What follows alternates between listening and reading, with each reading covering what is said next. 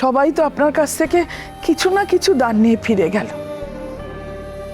কিন্তু আমি তো কোনো দান পেলাম না কর্তামা। আপনাকে আমি কিছুতেই বোঝাতে পারছি না। আমরা মহাজন, সুদের ব্যবসা করি, তার তো কিছু নিয়ম কানুন আছে। আপনিও তো হোটেল চালান, তারও তো নিয়ম কানুন আছে। আপনি চা জল কিছু খাবেন? যেটা বলছিলাম, নিয়ম কানুন মেনে না চললে তো আমাদের ব্যবসা কবেই লাটে উঠে যেত। এই অমরনাথ বাবুকে জিজ্ঞেস করে দেখুন না। আমার কাছে সারাদিনে অন্তত 20 থেকে 30 জন আসে ধার চাইতে। টাকা নেবার সময় তারা প্রত্যেকেই বলে যায় যে কর্তামা প্রতি মাসের 1 তারিখে আপনাকে টাকা ফেরত দিয়ে যাব। আর এইখান থেকে বেরোবার পরেই তারা আমার নামে নিন্দে শুরু করে। সুদের টাকা দেওয়া তো দূর।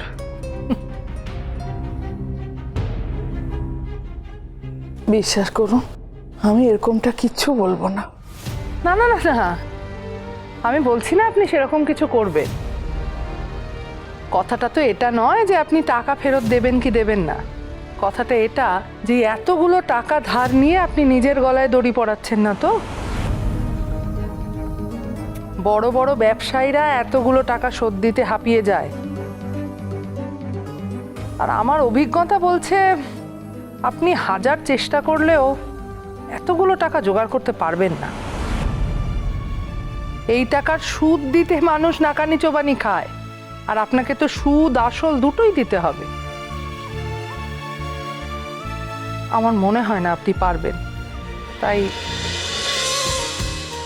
একটু তাড়াতাড়ি চলুন না প্লিজ। আমি তো ভাবতেই পারিনি যে এত তাড়াতাড়ি পিক আপ নিতে পারবো।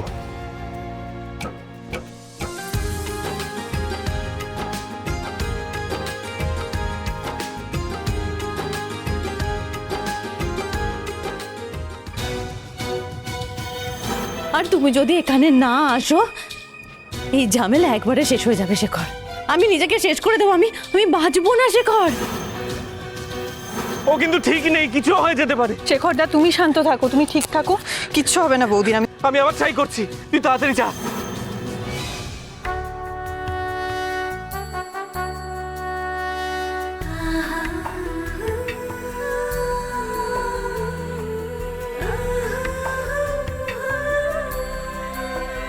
ডান দিকে ডান দিকে।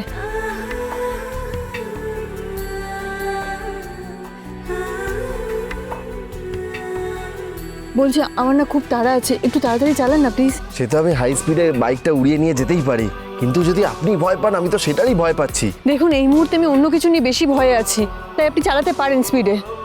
ঠিক আছে, আপনি যা বলবেন তাই হবে। 1 2 3।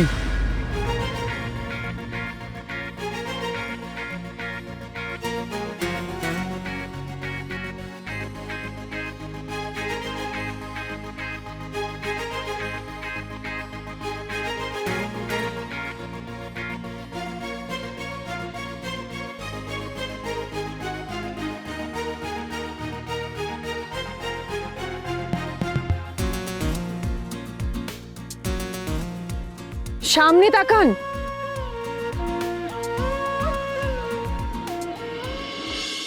আপনি হোটেল চালান বলছিলেন না? তা আপনি এতগুলো টাকা ধার নিতে এসেছেন একা একা? আমার তো মনে হচ্ছে না আপনি আপনার বাড়ির কারোর সঙ্গে এই বিষয়ে কোনো কথা বলেছে। শুনুন, আপনি একটা কাজ করুন, আপনি বাড়ি যান, ঠান্ডা মাথায় আপনার পরিবারের লোকজনদের সঙ্গে কথা বলুন, দেখবেন ঠিক একটা উপায় বেরিয়ে আসবে।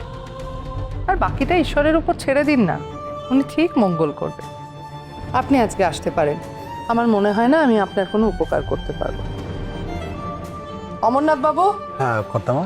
বিধায়কের অফিস থেকে যে কাগজগুলো পাঠিয়েছে তাতে কোনো স্ট্যাম্প নেই। এগুলো কার দেখার দায়িত্ব? আপনার তো, নাকি আমাকেই এখন এগুলো দেখতে হবে? কর্তামা,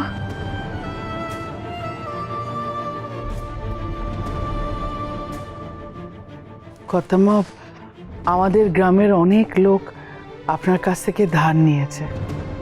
তো তারা আপনার নামে নানা রকম কথা বলে, আর সেগুলো ভালো কথা নয়।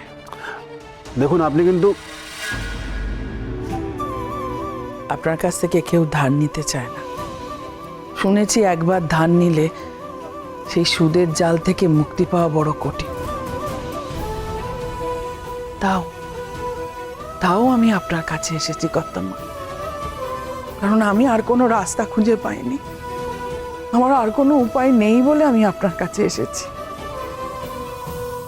আর এখানে এসে শুনলাম আপনার নাকি কি একটা মানত পূরণ হয়েছে, তার জন্য আপনি সকলকে দান ধ্যান করছেন। সবাই তো আপনার কাছ থেকে কিছু না কিছু দান নিয়ে ফিরে গেল, কিন্তু আমি তো কোনো দান পেলাম না কর্তামা।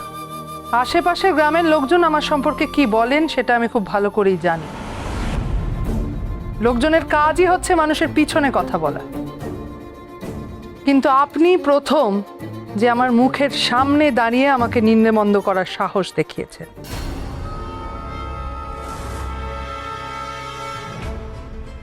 আপনাকে আমার লেগেছে বেশ, আপনার মনটা পরিষ্কার,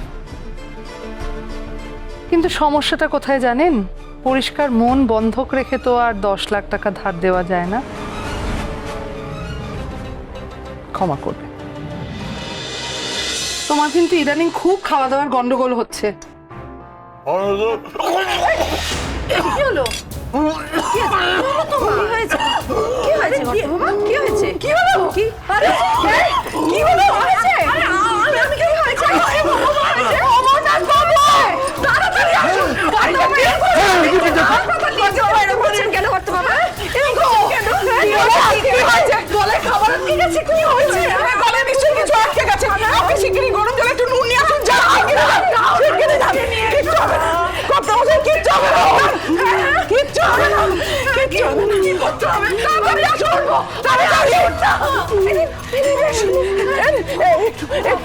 একটু দেখো, পারবে?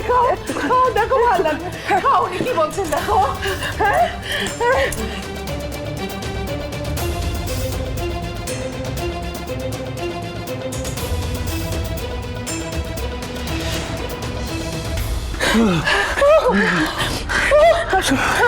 আসুন, কাছে বস। কি হলো?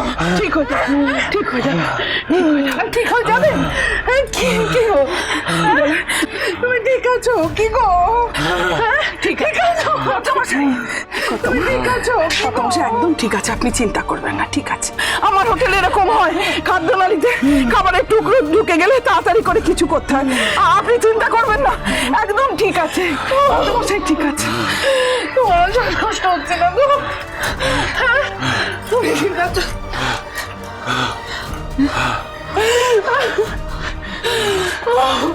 কর্তামা, আমি আসি।